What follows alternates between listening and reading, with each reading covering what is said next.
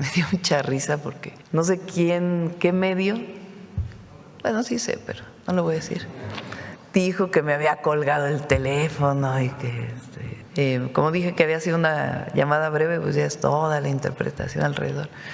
¿Qué le contestaría al presidente Donald Trump que ayer dijo que era el TEMEC era intrascendente y no necesitaban de México ni de Canadá? Nuestras economías están muy interrelacionadas, muy integradas. La economía de Canadá, Estados Unidos y México, pero vamos a referirnos a México y Estados Unidos. Quienes más defienden el tratado son los empresarios estadounidenses, los que más. Estoy convencida, pues, que va a seguir la relación comercial con Estados Unidos. No voy a debatir en particular, sino sencillamente la importancia que tiene para ambos países que se mantenga la relación comercial con Estados Unidos. Buenos días, Eduardo Esquivel Ancona, Domo de Cristal. Buenos días a todo el presidio. Buenos días, presidenta. Mi primera pregunta es acerca los gobiernos neoliberales hacían créditos impagables y muchos abandonaron las viviendas que les dio el Infonavit. Se calcula que son 843,000 viviendas. ¿Qué se van a hacer con esas viviendas? ¿Pueden ser rehabilitadas? Hay algunas que tengo entendido que no se puede porque o están muy lejos, no hay la infraestructura, pero hay otras que sí se podrían aprovechar. ¿Hay algún crédito del Infonavit para que la gente pueda acceder a estas casas y si ya se tiene un censo de cuáles sí se pueden, ¿no? Ya se terminó el censo, ¿no? O todavía falta un poco. Nuestros compañeros de bienestar han tenido muchísimo trabajo, pero ya se va a terminar el censo para poder saber cuántas viviendas están en condición de abandono, cuántas viviendas están ocupadas por quien adquirió el crédito, pero sencillamente no han podido pagar el crédito. ¿Y cuántas viviendas están ocupadas por otras personas que no son realmente quienes adquirieron el crédito? Una vez que tengamos el censo, podemos hacer un programa integral, un programa en donde aquellos que siguen viviendo en esa vivienda pero no han podido pagar su crédito, pues que nos acerquemos a ellos para ver de qué manera lo pueden hacer. Quienes llegaron a esa vivienda sin que sean los derechohabientes del crédito, pues hay que hacer todo un procedimiento para saber si pueden adquirir esa vivienda una vez que resolvamos el problema del crédito y todos los asuntos jurídicos. Y las viviendas abandonadas, muchas de ellas que no tienen servicios, que son de 15 metros cuadrados incluso, que en realidad fueron un negocio, no fueron una vivienda en sí, pues esas tendremos que darles otra orientación. Entonces, terminamos el censo y a partir de ahí, pues ya podemos informarles qué vamos a hacer con estas viviendas. En algunos municipios son muchas, se dio suelo, se construyó sin ni siquiera tener beneficiarios, o se construyeron muy lejos de los centros de trabajo y sencillamente se abandonaron. Entonces tenemos que terminar el censo para poder dar la alternativa. En otra pregunta también del Infonavit, hay unos créditos muy altos que estaban a salario mínimo. Estos, tengo entendido que hay un programa que se llama responsabilidad compartida para que estos créditos que están a salario mínimo, con los salarios mínimos que incrementó el gobierno de Andrés Manuel López Obrador y el de usted, pues se les vienen los créditos, se les incrementan mucho los créditos. Este programa, todavía hay muchos créditos a salario mínimo del Infonavit, o ya son menos, y si los nuevos créditos ya no son a salarios mínimos. Octavio.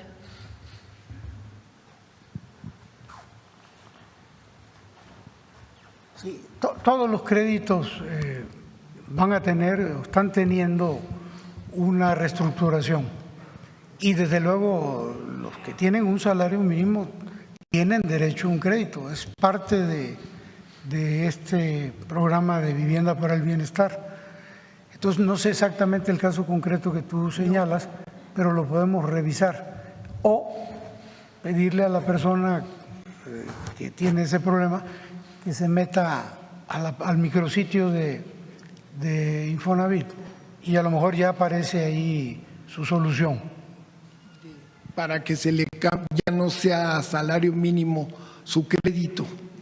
Es que es el crédito que se incrementa si el salario mínimo se incrementa. Son exactamente a los que me refiero. O sea, ¿qué pasaba antes? Antes ni los bancos, ni los más usureros de la historia del mundo, del universo. Aquí en el Infonavit se cobraban los intereses y se cobraba el capital, como debe ser y como cobran en todos los bancos. Algunos cobran más caros los intereses, esa es la diferencia. Pero en el Infonavit no solo se cobraba el capital y los intereses, sino que se le adicionaba el incremento al salario mínimo, que es lo que tú te refieres. Esos son los créditos impagables, esos son los 4.856.000 que ya se reestructuraron y que ya quedaron en condiciones de pagar. Exactamente a eso nos estamos refiriendo. Son 4.8 millones. Y actualmente ya no se tiene, si yo adquiero un crédito nuevo, ya no sé, esto ya no me van a incrementar el salario mínimo. De hecho, durante el gobierno del licenciado López Obrador ya se dejaron de dar estos créditos. Fueron como 1.600.000 créditos que se dieron en esa administración, pero ya sin el incremento del salario mínimo. Cuando uno ve el comportamiento, ¿podemos poner una lámina, Presidenta?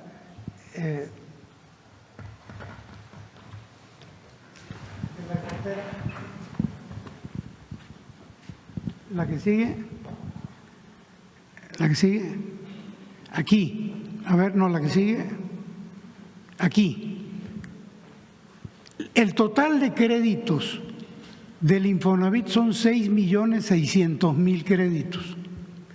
Este 1.300.000 se otorgó en el sexenio del licenciado López Obrador, pero ya de manera correcta. Estos no tienen ningún problema.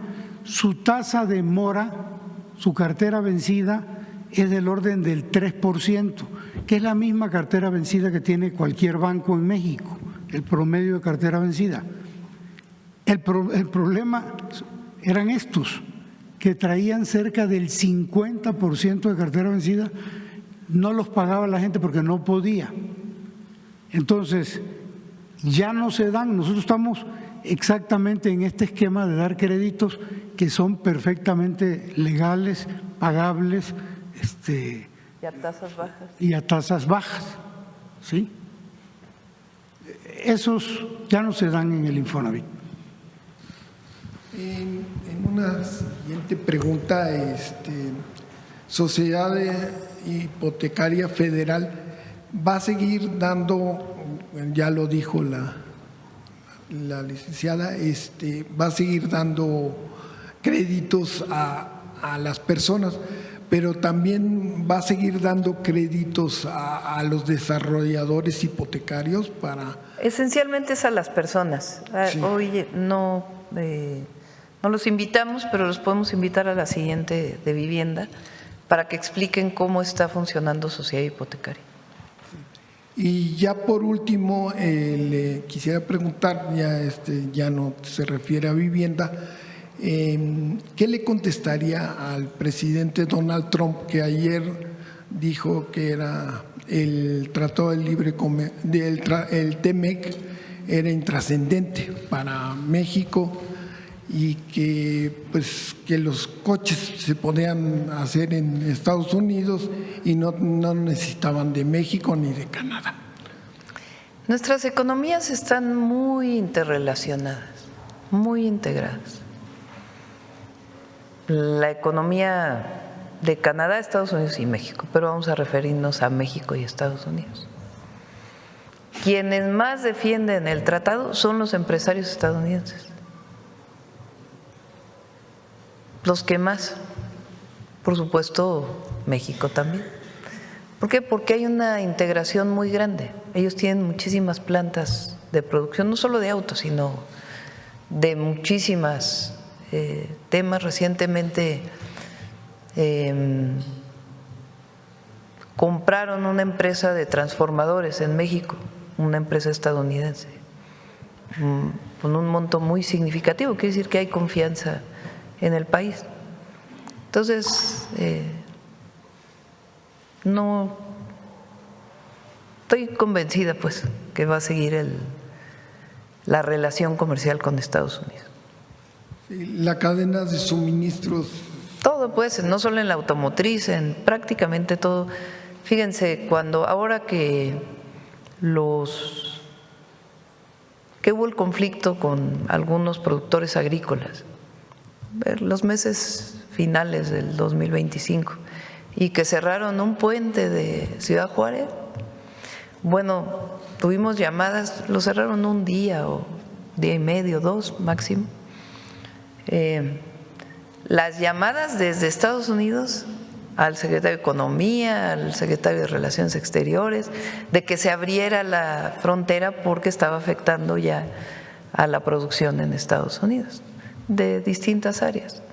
Entonces son 400,000 vehículos de tránsito diario, más de 300,000 millones de dólares de comercio, en fin, hay mucha integración.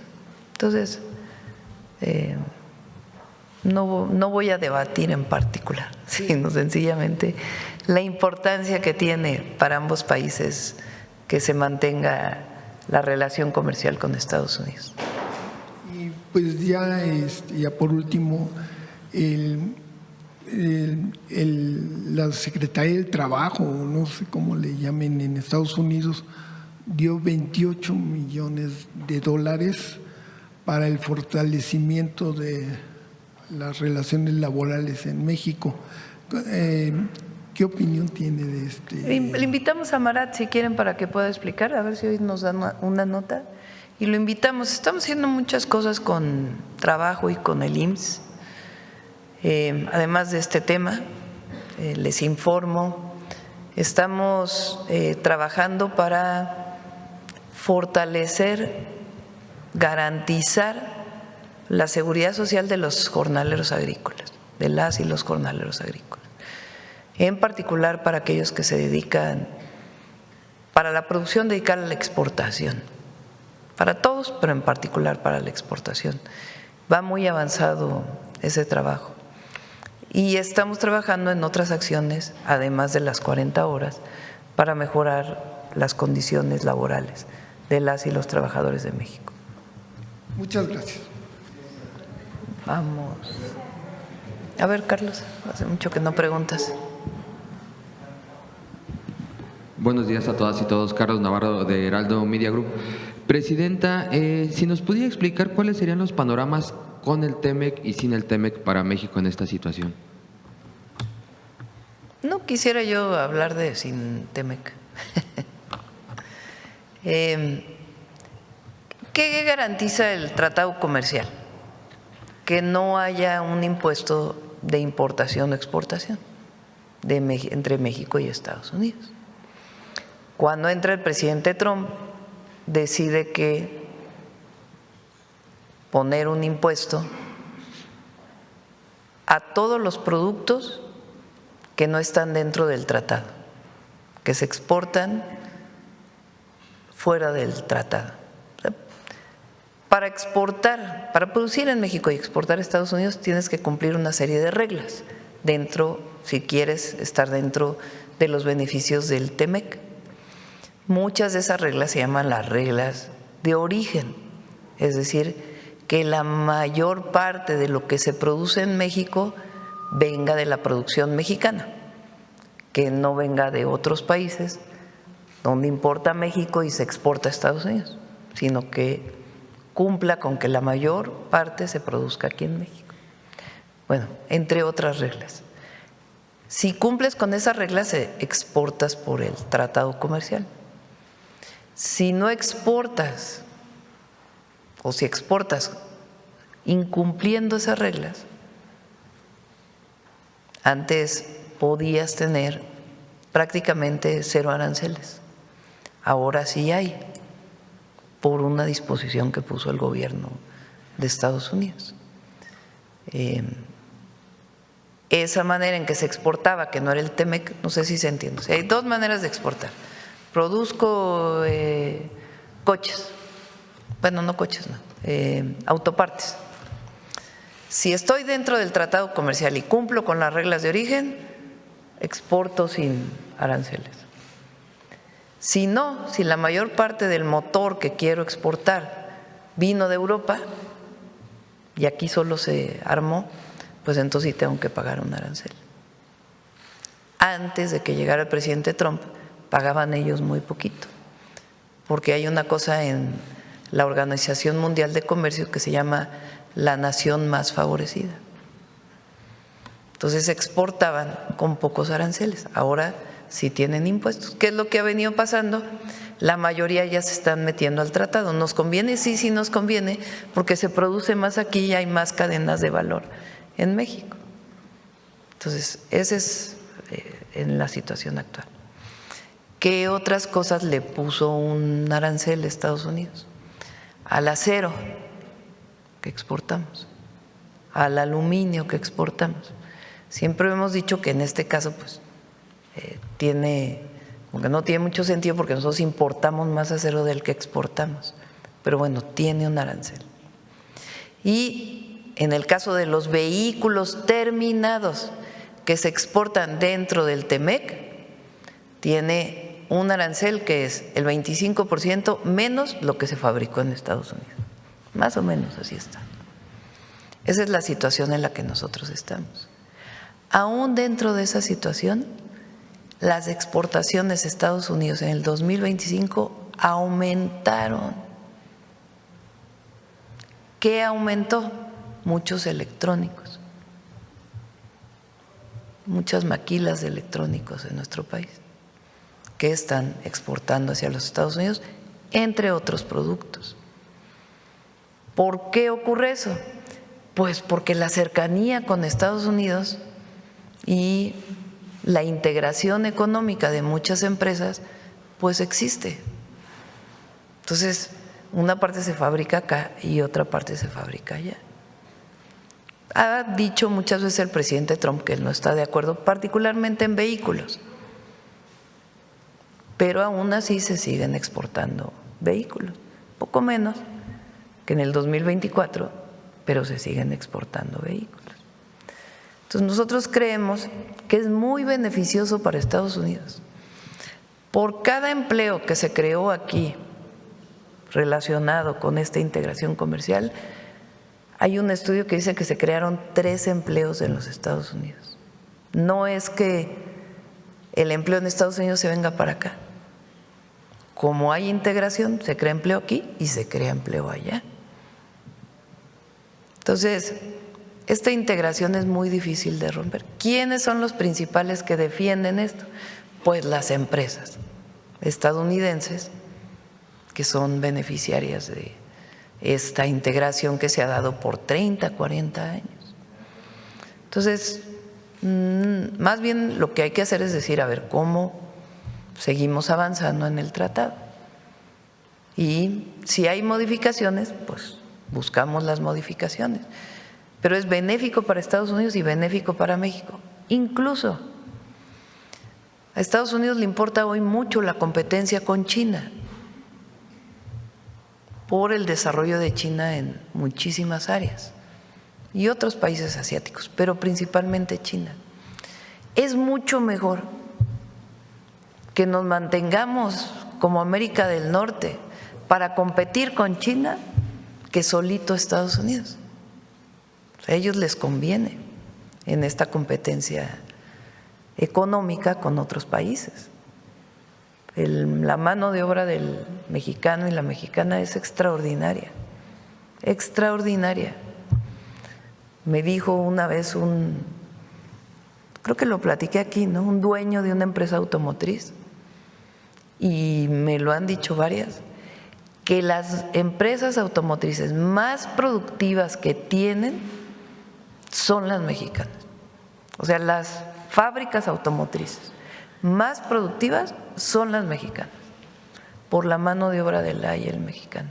Antes se decía que vinieran a invertir porque aquí los salarios son más bajos, son menores que en Estados Unidos, han ido aumentando para mejorar el bienestar de las familias, pero la capacidad que tenemos los mexicanos en el empleo, en el campo, en las fábricas, en los servicios, es algo extraordinario y tiene que ver pues con el amor al trabajo que siempre hemos manifestado los mexicanos y la fortaleza cultural que tenemos, entre otras cosas. Entonces, es muy importante para Estados Unidos el tratado comercial. Presidenta, sabemos la forma de comunicar del presidente Trump, y con todo este contexto, con todos estos datos que usted nos está dando, ¿qué lectura le da a estos dichos de que el TEMEC pues simplemente no les funciona? Pues no quisiera yo entrar en el debate directo, ¿no? O sea, yo creo que hasta ahora, con sus dificultades e incluso las restricciones que ellos han puesto, está funcionando la integración económica para ambos países. Presidenta, ¿cómo se va a organizar el equipo revisor, porque no es negociación, es revisión de México para este tratado comercial? Bueno, hay un equipo que coordina el secretario Marcelo Ebrard, en el que también participa Relaciones Exteriores, que pues está encabezando los trabajos en Estados Unidos. Hay muchísima comunicación, muchísima. Recientemente también estuvo el secretario de Hacienda, reciente, pues ayer, hace 2 días, en Washington por una reunión del G7 que coordinó el secretario del Tesoro de los Estados Unidos.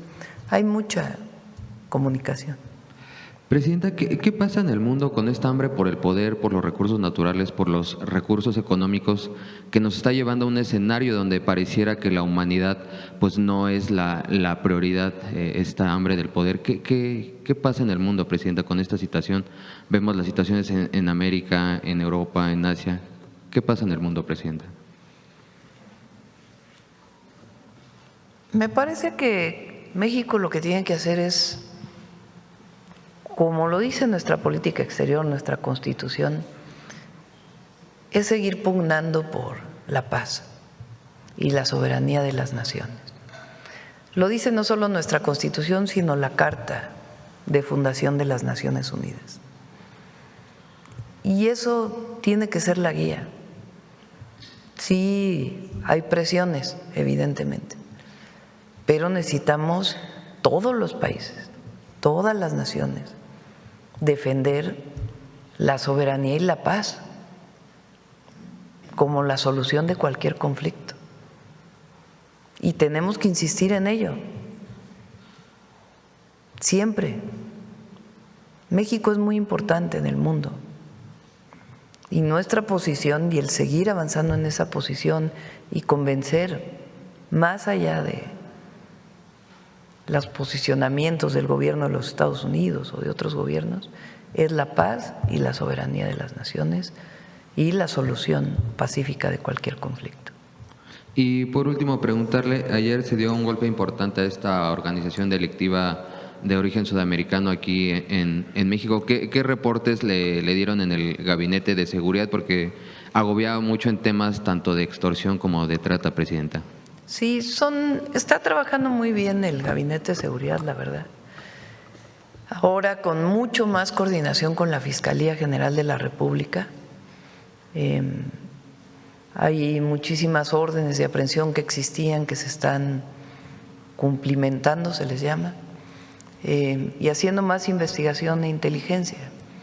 Y se van a seguir dando resultados. Como lo hemos dicho, en seguridad es la atención a las causas y avanzar en la cero impunidad. Muchas gracias, buen día a todas y todos. Vamos para acá, ¿quién más?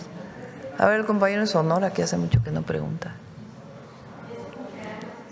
¿Es su cumpleaños? A ver, ponle a Pedro Infante y las mañanitas. Sí. Gracias, presidenta. Muy buenos días. Sí. Son 53 vueltas al sol, así que muchas gracias por la deferencia.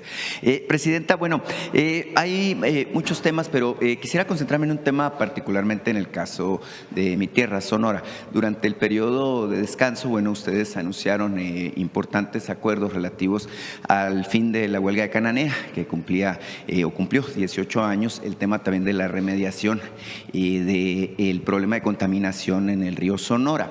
Ahora, ha habido un debate reiterado justamente en Sonora sobre el tema del agua, que es un tema importante. Su gobierno había venido anunciando un plan hídrico justamente para atender la situación, válgame pues, de falta de agua para la capital, Hermosillo, justamente ateniéndose a los recursos hídricos que hay en la cuenca del río Sonora. En particular, tengo entendido que después de resolver estos dos problemas que estaban antes, pues creo que su gobierno tiene la determinación de seguir adelante con este proyecto. Preguntarle algunos de los detalles de lo que se está viendo justamente para atender este plan hídrico para Hermosillo y para la cuenca del río. En Sonora tenemos varias obras, obviamente el puerto de Guaymas, la carretera Guaymas-Chihuahua, que este año va a iniciar un mucho mayor avance, y algunas otras obras importantes. Está el programa de vivienda, los programas de salud y obviamente cumplir con el programa de justicia para Cananea que planteamos. Y el tema del agua para Hermosillo lo está trabajando con agua con el gobernador Durazo para que se tome una decisión sobre el tema de las presas y si no algunas otras acciones que se tengan que desarrollar para garantizar el agua para Hermosillo. Entonces está trabajando en ello y con gusto lo informamos. Bueno, en este mismo contexto, presidenta, se vino hablando durante el último trimestre del año pasado de un proyecto que tiene el gobierno del estado de Arizona. Ellos, tienen una situación similar a la que padecemos en Sonora, mucho estrés hídrico, falta de agua. Y ellos están planteando una propuesta que creo que será interesante revisar, discutir. Ellos quieren construir una megaplanta desaladora, incluso tienen un proyecto para invertir cerca de $4,000 millones en Sonora, justamente en el municipio de Puerto Peñasco, en la zona de humedales. Ellos lo que proponen es, resolver el problema de abasto de agua para dos ciudades importantísimas de Arizona, que son Phoenix, la capital, y Tucson, una de las ciudades importantes del sur de Arizona. Y lo que proponen es construir esta infraestructura, construir evidentemente una serie de acueductos y, ofrecen a cambio agua para resolver el tema del estrés hídrico que padece Hermosillo en particular. Quisiera yo preguntarle, porque se ha generado ya un debate regional al respecto de este asunto, ¿qué le parece esta idea? Las desaladoras se retrasó un poco la licitación, pero ya se licita la desaladora de Rosarito, en el caso de Baja California. Ahí ya está el proyecto ejecutivo, está atendido el tema ambiental. ¿Qué problema tienen las desaladoras en general? ¿Qué haces con la sal? Bueno, tiene su costo desalar agua, pero las tecnologías existen, es decir, tomar agua del mar, quitarle la sal y hacerla potable. Esa es una planta desaladora. Tiene sus características, usa mucha energía, entonces normalmente se utiliza energía solar para poder alimentar estas plantas y sus características de mantenimiento y operación que hay que garantizarlas. Entonces ese es un problema. Pero bueno, tú le quitas la sal al agua y el problema es ¿qué haces con la sal? Ese es el principal problema de las desaladoras. Entonces tendría que resolverse qué se hace con la sal. Muchas veces se regresa al mar con estudios y se disuelve nuevamente y no pasa nada, es decir, hay suficiente capacidad del océano para absorber esa sal y que no tenga efectos en la biodiversidad del mar. particularmente en el Golfo de California, es muy sensible y hay una biodiversidad enorme. Entonces, habría que resolver qué se hace con la sal en el caso de esta propuesta. La sal puede procesarse y puede también venderse, tiene distintos usos, no solamente el alimenticio. Pero el asunto de regresar la sal al Golfo de California podría tener sus problemas. Entonces, hay que estudiar la parte ambiental para poder aprobar una desaladora en el Golfo de California. Sí, en este caso, bueno, se trata de un proyecto de gran envergadura y bueno, al final de cuentas usted sabe que la zona del Alto Golfo pues es una zona sujeta a protección ambiental. Evidentemente, bueno, se trata de recursos extraordinarios que está dispuesto a aportar el Estado de Arizona. Es un asunto, bueno, que ha llamado la atención y por lo menos, bueno, plantea una alternativa de solución a este problema que parece eterno que hemos tenido por la falta de agua, Presidenta. Mire, omití presentarme, Demián Duarte de Sonora Power, la revolución que llegó del norte. Tengo otro tema. Hablaba usted ahorita sobre la interdependencia económica que tenemos con los Estados Unidos y cómo, bueno, evidentemente la relación dentro del acuerdo comercial que tenemos con ellos y con Canadá, pues ha sido muy exitosa. Mire, justamente en este contexto, bueno, Sonora sigue armándose y creando, bueno, visiones estratégicas. Ayer se anunciaba por parte del gobierno de Alfonso Durazo una alianza con una firma francesa, una firma que se llama Latecor, que se dedica a hacer partes para los fuselajes de aviones. El tema es que se está proponiendo y se va a hacer, de hecho, porque ya es un acuerdo, crear una estrategia para capacitación de personal que puede incorporarse a esta industria que es la aeroespacial, en donde Sonora pues tiene una ventaja competitiva importante, pero también a otros segmentos de industria, como es la industria electrónica, como es la industria automotriz, como es la industria de autopartes. Evidentemente Sonora, por su carácter fronterizo, pues es uno de los estados más interesados, así como Baja California, seguramente Chihuahua y todos los estados de la frontera, pero también aquí el centro del país, en que se mantenga este modelo de integración y sociedad comercial. ¿Usted cómo ve este tipo de esfuerzos que se están haciendo justamente para mejorar la competitividad? Muy bien, un trabajo extraordinario el que hace Alfonso Durazo al frente de Sonora. Sí, y para terminar, Presidenta, bueno, se ha venido hablando de los polos de desarrollo para el bienestar. Sabemos que, bueno, Sonora fue considerado con uno, el caso particular de Hermosillo. Se ha venido hablando de, bueno, por ejemplo, el vecino estado Baja California no tiene polo de desarrollo para el bienestar, por lo menos no ha anunciado. Y no hace mucho vi yo aquí al alcalde de Cajeme, no aquí en Palacio, sino con el secretario de Economía, Marcelo Ebrard, haciendo las gestiones para alcanzar este proyecto que ya se ha planteado de crear otro polo de desarrollo justamente en Ciudad Obregón, en Cajeme, a partir de las ventajas competitivas que tiene esta región del sur de Sonora. No sé si tiene usted avances al respecto de cómo se presentamos pronto los polos de bienestar, van muy avanzados, se han encontrado distintos esquemas para su desarrollo y ya lo presentamos. Muchas gracias, Presidenta. Gracias. A ver, aquí la compañera.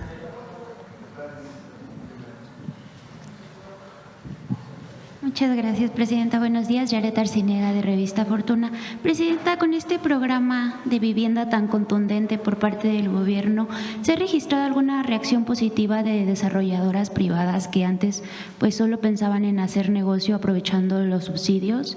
¿Si han pedido algún programa, pero pues simplificación o reducción de trámites? Sí, incluso parte del programa de vivienda del Infonavit tiene algunas alianzas con desarrolladores inmobiliarios privados. Algunos predios que eran de ellos, que no habían podido desarrollar su vivienda y que ahora son parte del plan de vivienda para el bienestar. Tienen que garantizar el precio de la vivienda, evidentemente, pero hay alianzas con desarrolladores. Muchas gracias, Presidenta. En otro tema… En otro esquema, porque antes lo que pasaba es que la vivienda del Infonavit era un negocio, en realidad. Entonces era el negocio para el desarrollador privado, se le daba el crédito prácticamente al desarrollador privado del dinero de los trabajadores, el desarrollador privado hacía la vivienda y después se iban otorgando las viviendas de acuerdo al crédito del trabajador con estos créditos impagables. pero el desarrollador pues se veía beneficiado. Y otros casos que aquí planteó también Octavio de corrupción, que esperamos que ahora con la fiscal Ernestina Godoy pues puedan seguir avanzando. Pero ya no es así. Claro que el desarrollador puede tener sus ganancias, pero no está pensada la vivienda como un negocio, la vivienda social, la vivienda popular como un negocio. Hay desarrolladores inmobiliarios que hacen vivienda también y que hay todas las condiciones para hacerlas. Pero en el caso de la vivienda para el bienestar, el objetivo es el derecho a la vivienda de las y los que menos tienen.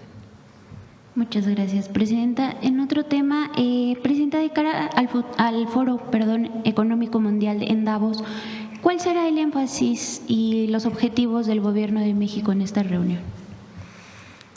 Va a ir, en este caso, la secretaria de Semarnat, va Alicia Bárcenas, y va a hablar de desarrollo con justicia del modelo mexicano y también vinculado con los temas ambientales.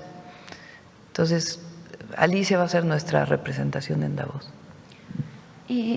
¿Asistirá alguna representación de personas que estén, o de empresarios en particular que sí, estén incluso va la empresaria Altagracia Gómez, va como parte de este consejo muy amplio que ya se ha ido incrementando de empresarios, también para hablar pues del modelo de desarrollo mexicano. Muchas gracias, Presidenta. En un tercer tema, usted ha reiterado el respeto de su gobierno a la autonomía del Banco de México en un contexto internacional donde existen presiones políticas sobre los bancos centrales, como ocurre en Estados Unidos.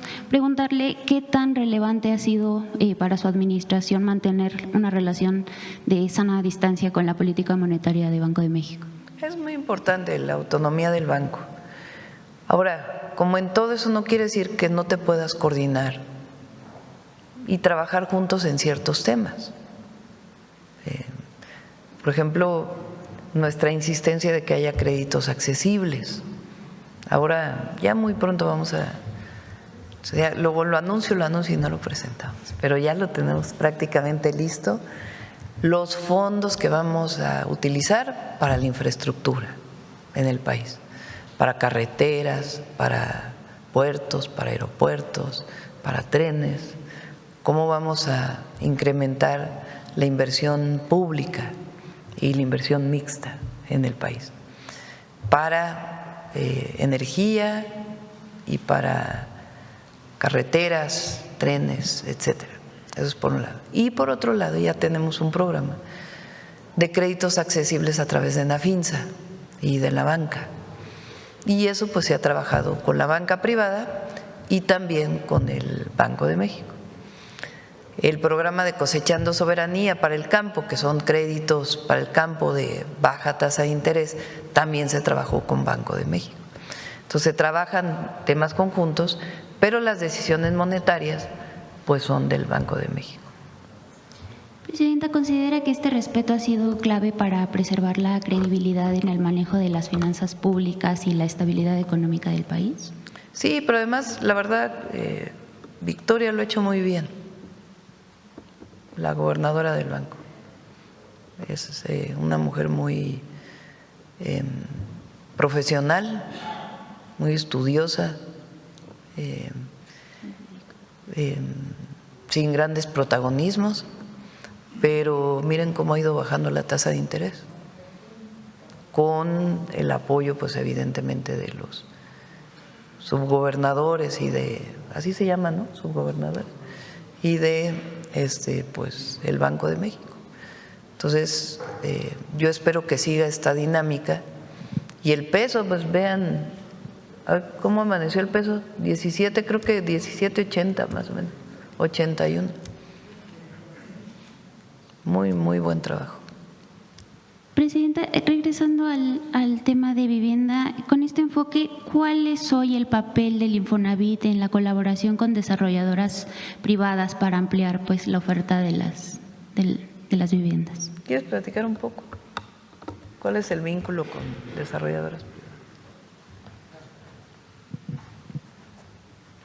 Pues básicamente hemos establecido una gran relación con las empresas constructoras, sobre todo a partir de que hemos venido desarrollando la estrategia de adquirir suelo de los desarrolladores.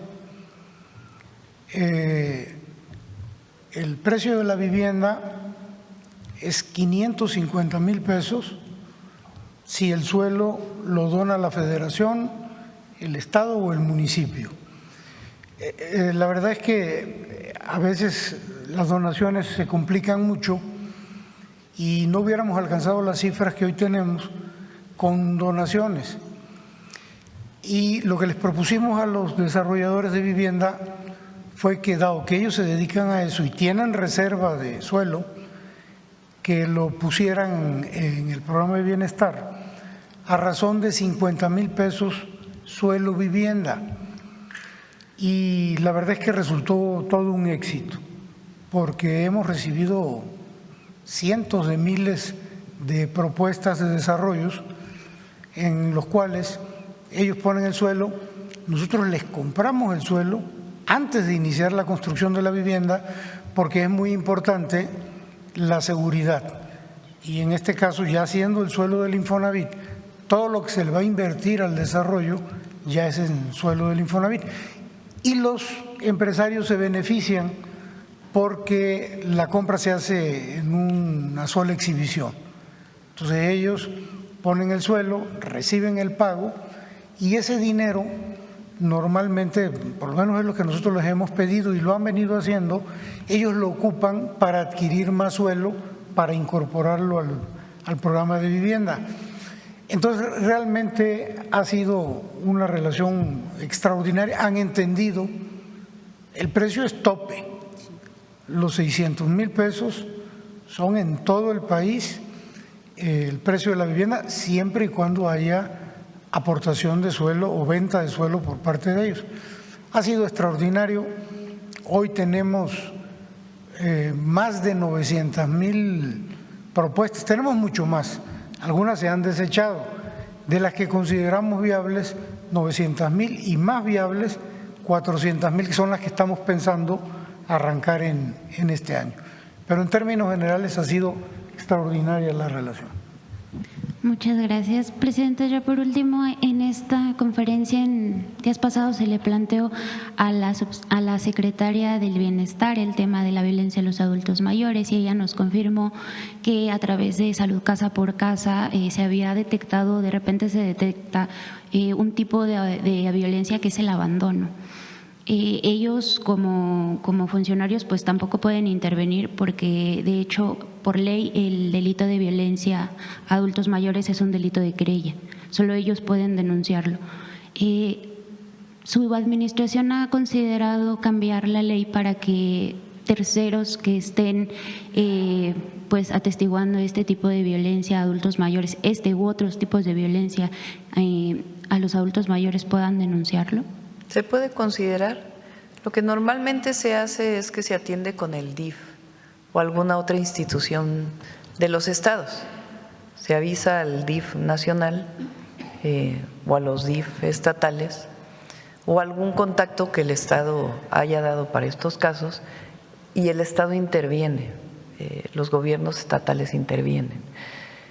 Es todos los casos, en el caso de Salud Casa por Casa, o cuando hay visitas domiciliarias también para los adultos mayores.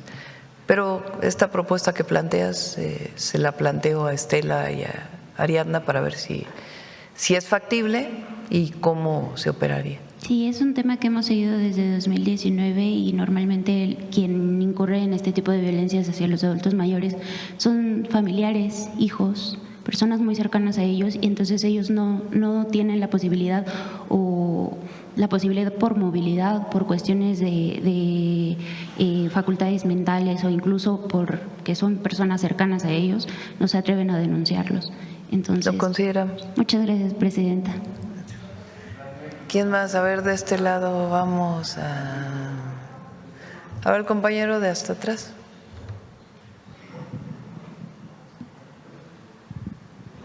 Muchas gracias, Presidenta. Buenos días a todos. Julio Sánchez, de 1 TV.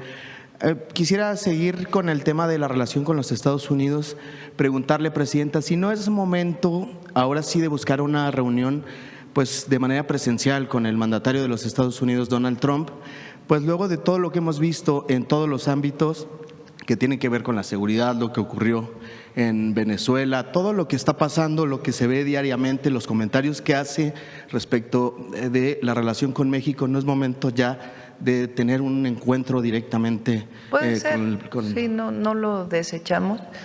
Él viene, la próxima semana es se cumple un año de que llegó Donald Trump al gobierno de los Estados Unidos, el 20 de enero. Entonces, probablemente después, pues supongo que estará ocupado en este momento. Entonces, probablemente después del 20 estaremos buscando pues una llamada para ver todos los temas. Como lo dije, que por cierto, me dio mucha risa porque no sé qué medio, bueno, sí sé, pero no lo voy a decir, dijo que me había colgado el teléfono y que… como dije que había sido una llamada breve, pues ya es toda la interpretación alrededor. No, se despidió de manera muy amable y me dijo, nos llamamos pronto. Y en efecto, pues nos llamamos pronto y yo esperaría pues a que pasara el 20 de enero, que imagino que él tiene muchas ocupaciones en este momento, para poder, si es necesario, pues hacer una reunión, pero para hablar pues de los temas pendientes que tenemos. ¿Lo invitaría a venir a México a que sea la reunión aquí en nuestro país? Pues ya veríamos, ya veríamos. Tenemos mucho trabajo con ellos en muchos temas relacionados con el Mundial, recuerden. O sea, el Mundial es en 5 meses. Por cierto, ya vamos a presentar aquí la continuidad de todas las copas, mundialitos y todo lo que planteamos de apoyo y de desarrollo para los jóvenes, para llegar al Mundial y después. Entonces, viene el Mundial, hay muchos temas de seguridad, por ejemplo, que se están tratando con ellos, relacionados con el Mundial, por obvias razones, y otros temas que estamos trabajando con ellos en relación al Mundial. Entonces, pasando, digamos, el 20, pues a ver si buscamos una llamada y generamos las condiciones para el trabajo posterior. Y este año, pues, es la revisión del tratado.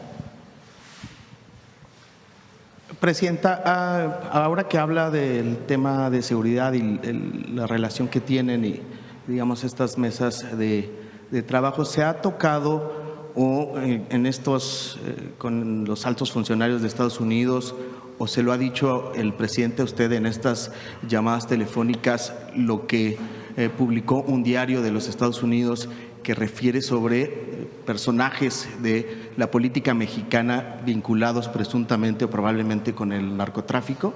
Nunca se ha tocado ese tema, nunca, ni en las reuniones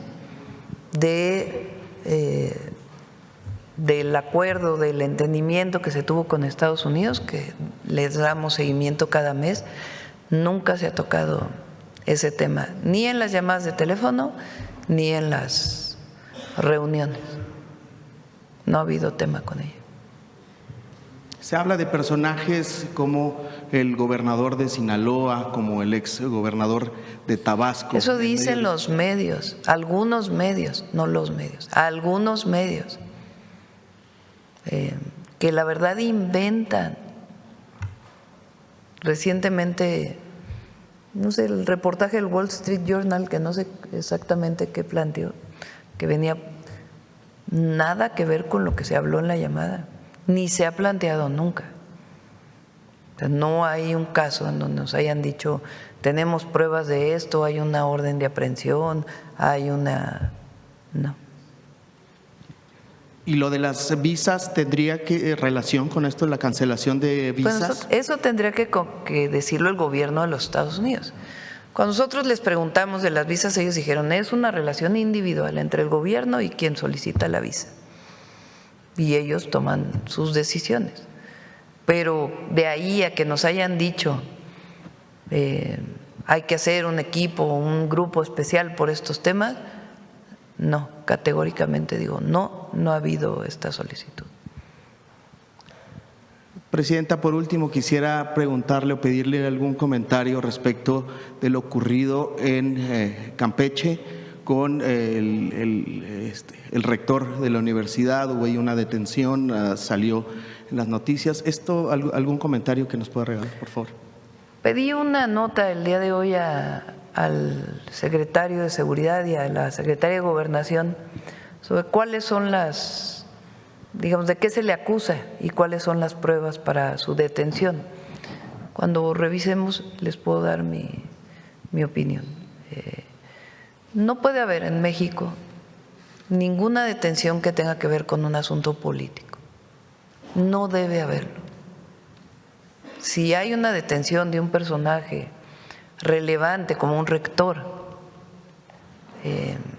o alguna otra persona que tenga un espacio en la vida pública, periodistas que lo hemos visto aquí que se dedican a difundir y a garantizar la libertad de expresión, no debe haber nada que tenga que ver con un asunto político. No se puede usar la justicia como una vendetta política. Eso no puede existir, no puede existir. Ahora, hay personajes, como un rector, como un periodista, que pueden haber cometido un delito.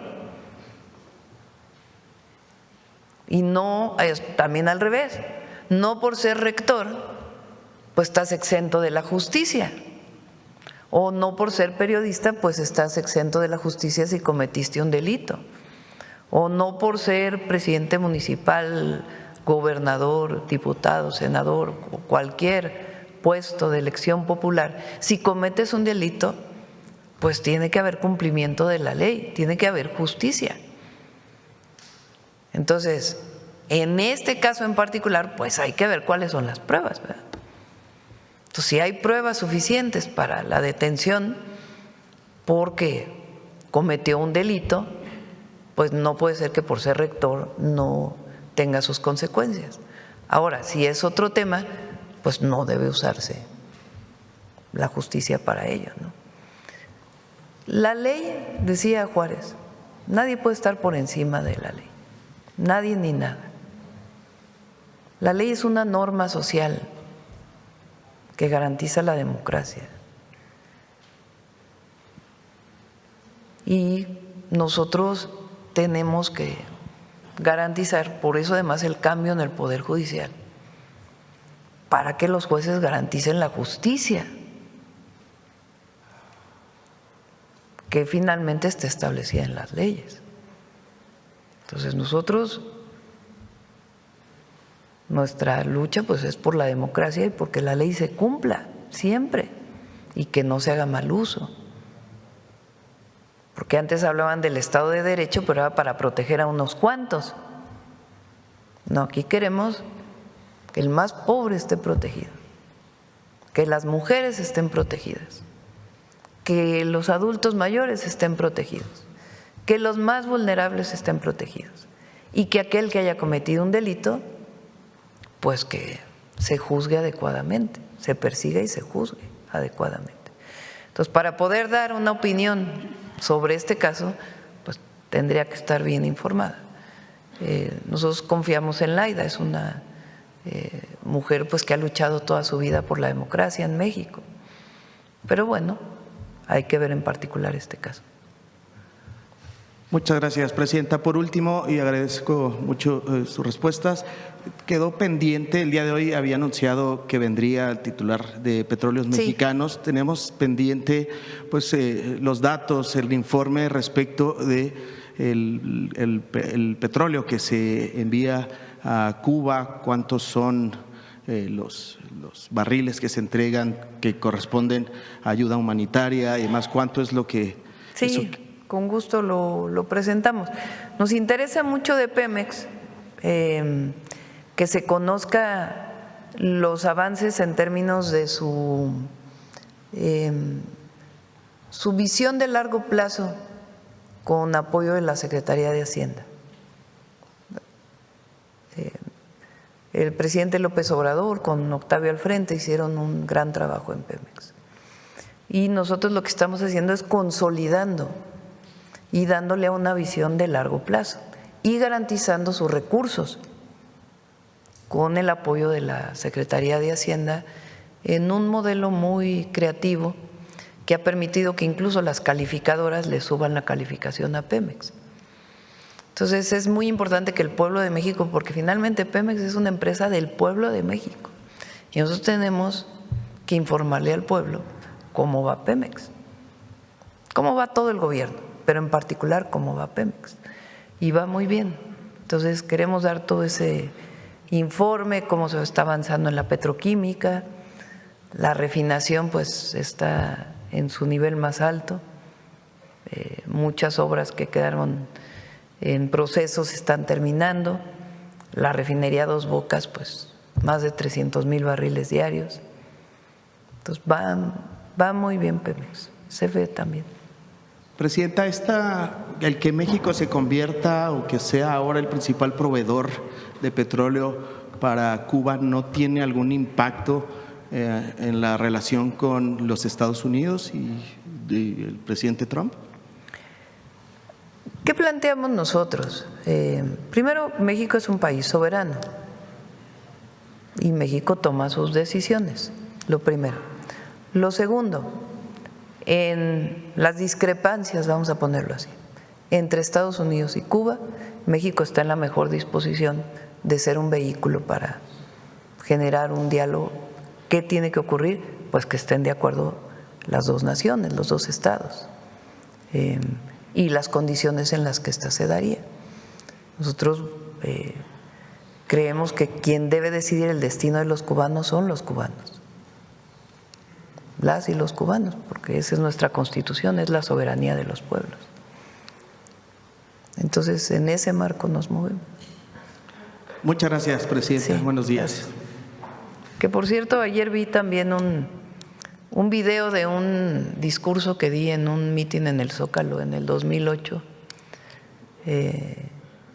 cuando nos organizamos las Adelitas del petróleo para defender el petróleo mexicano. Entonces, lo usó la derecha, chistoso, ¿no? Lo usa la derecha como para decir, miren, defiende el petróleo mexicano, pero está enviando petróleo a Cuba. ¿Qué tiene que ver una cosa con la otra? Nada. La defensa de que el petróleo en México pues sea de las y los mexicanos, como está establecido en la Constitución.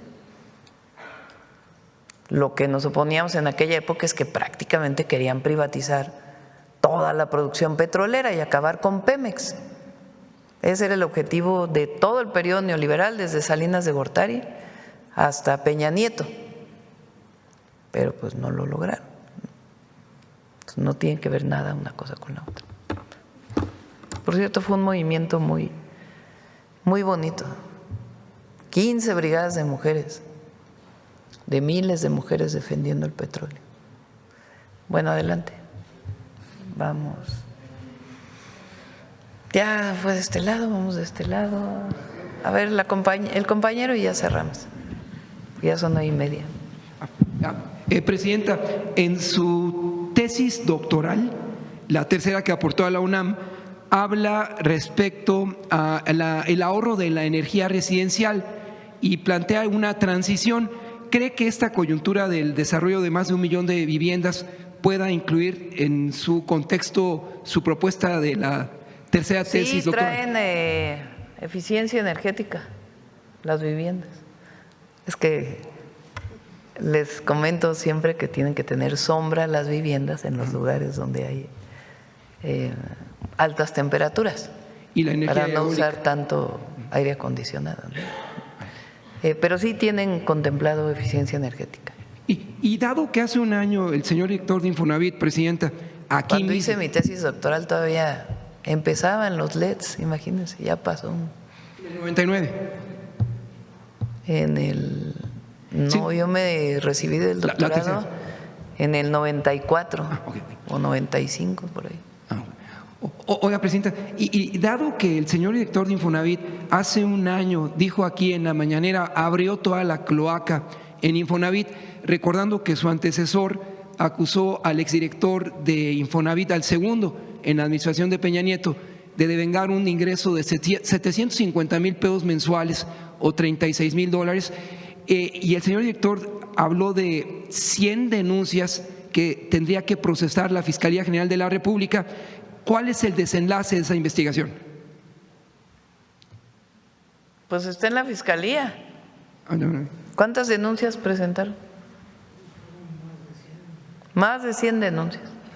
Entonces, pues ahora esperemos que la fiscal Ernestina Godoy avance en esas denuncias.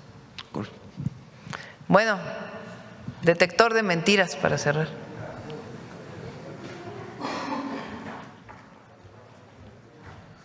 Con su permiso, Presidenta, buenos días a todos y todas y todos. Ante la consolidación del sistema de salud pública del país, el apuntalamiento de los programas de salud casa por casa y farmacias del bienestar, frente al aumento de cirugías, consultas de especialidad y consultas de medicina familiar del IMSS, en el IMSS Bienestar y en el ISSSTE, medios de comunicación y sus comentaristas insisten en inventar y difundir mentiras sobre un falso desabasto de medicamentos e inexistentes colapsos de los servicios de salud. Por otro lado, en redes sociales han circulado videos creados con inteligencia artificial sobre programas sociales que no existen. Es importante desmentir estos contenidos porque quienes los producen se valen del anonimato para confundir deliberadamente a los usuarios de redes sociales y a las audiencias para robar información, cometer fraudes e incluso extorsión. Veamos el video del detector de mentiras de esta semana.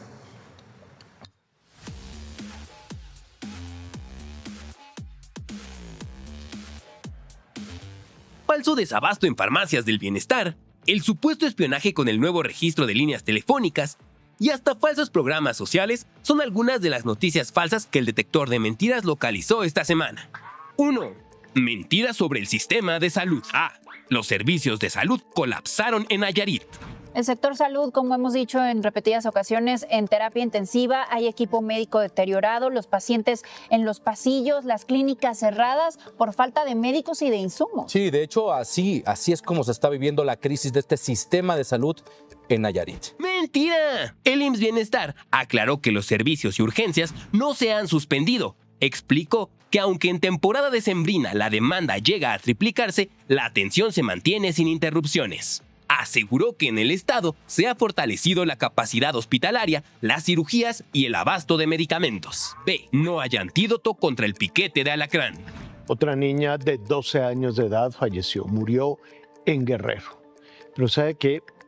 La picó un alacrán, como sucede todos los días en una buena parte de nuestro país. Sin embargo, no hay antídoto contra el piquete de alacrán en México. ¡Mentira! El IMSS Bienestar aclaró que el caso reportado por un medio de comunicación es de febrero de 2024 y que la paciente sí recibió el antídoto. La institución garantiza la atención integral y oportuna de picaduras de alacrán en todas sus unidades. Tan solo en Guerrero, durante 2025, distribuyó 74,813 frascos para asegurar la atención oportuna.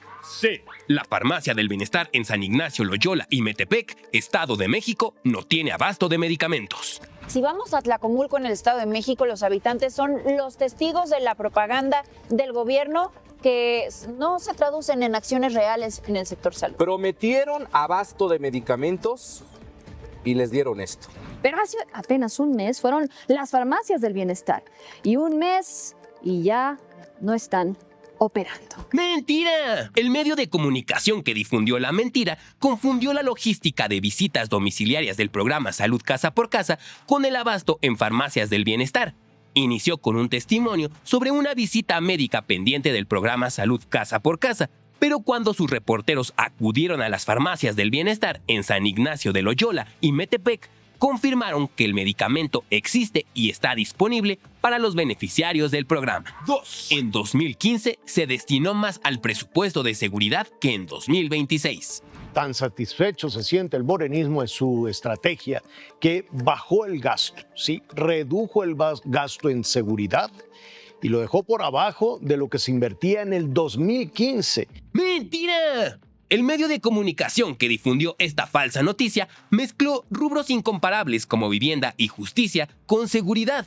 El presupuesto de egresos de la Federación 2026 contempla 306.741.2 millones de pesos para seguridad, un aumento del 0.8% respecto a 2025. No hay recorte, sino un reordenamiento administrativo por la Guardia Nacional. La Sedena sube a 170.000 millones de pesos, mientras la Secretaría de Seguridad y Protección Ciudadana ajusta su presupuesto a 60.000 millones de pesos. El registro de líneas telefónicas es inconstitucional y una herramienta de espionaje. ¡Mentira! El registro no es espionaje ni viola la Constitución. Su objetivo es acabar con el anonimato que protege a delincuentes en casos de extorsión y secuestro, fundamentándose la capacidad de investigación del Estado en el artículo 21 constitucional. Tampoco existe vigilancia arbitraria porque los datos están bajo resguardo de las empresas de telefonía celular y blindados por la Ley Federal de Protección de Datos Personales, y conforme al artículo 16 constitucional, cualquier intervención requiere forzosamente un mandato judicial. 4. La CFE estorba y amaga a empresas. ¡Mentira! La Comisión Federal de Electricidad aclaró que es falso que amague a empresas e informó que, de acuerdo con sus atribuciones, revisa de forma continua posibles fallas y hace reajustes de facturación, y puntualizó que en 2025 no se tienen registros de ninguna interrupción ni de supuestos microapagones a empresas de Monterrey. 5. Nuevo programa de apoyo económico para personas de 30 a 64 años. ¡Mentira! En la mañanera del pueblo del 13 de enero, la presidenta Claudia Sheinbaum desmintió la existencia de un programa de apoyo económico por parte del Gobierno de México para personas de 30 a 64 años de edad. La información que circula en redes sociales es falsa y corresponde a una estrategia de robo de datos personales conocida como phishing. Además, la página http://becasmexicanas.com no tiene relación con el Gobierno de México o alguno de sus programas sociales. 6. Entrega del bono Mujer Bienestar. ¡Mentira! La Secretaría de las Mujeres del Gobierno de México informó el 9 de enero que es falsa la información sobre una supuesta entrega del bono Mujer Bienestar e hizo un llamado a la ciudadanía a consultar únicamente los canales oficiales de la Secretaría para informarse sobre los programas sociales del Gobierno de México.